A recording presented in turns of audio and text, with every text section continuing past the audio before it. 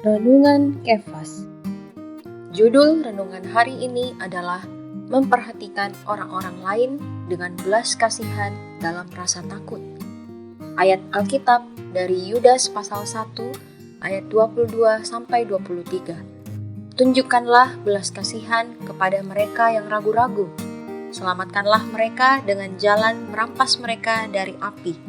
Tetapi tunjukkanlah belas kasihan yang disertai ketakutan kepada orang-orang lain juga, dan bencilah pakaian mereka yang dicemarkan oleh keinginan-keinginan dosa.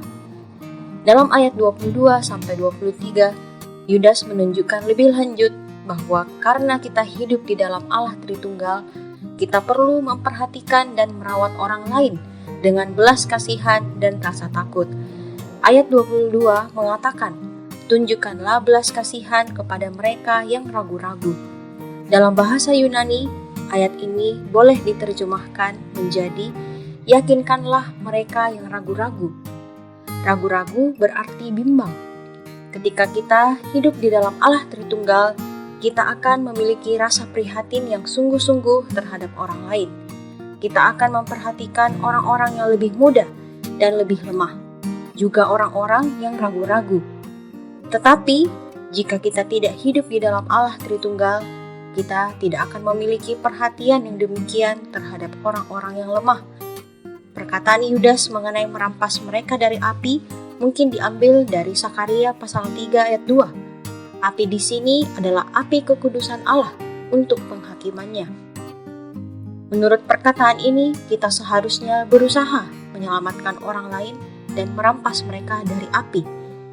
Di satu pihak, kita berbelas kasihan kepada orang lain.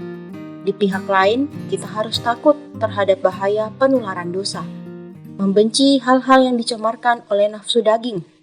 Sewaktu kita berbelas kasihan kepada orang lain, kita perlu mempunyai rasa takut terpengaruh oleh mereka. Hal-hal kedosaan itu mudah menular. Jika kita tidak disertai rasa takut sewaktu menunjukkan belas kasihan kepada mereka, kita bisa dicemari kuman-kuman mereka. Misalnya, Anda ingin membantu seseorang yang terlibat dalam pekerjaan yang najis dan bersifat duniawi.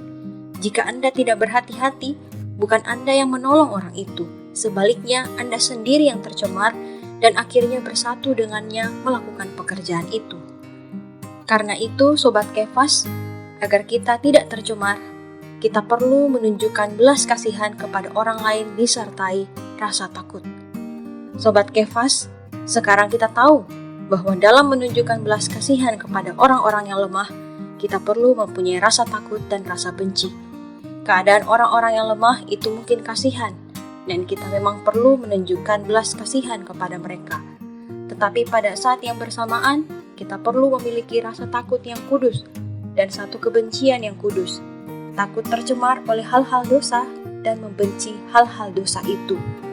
Terang hari ini, kita perlu belajar bersimpati kepada orang.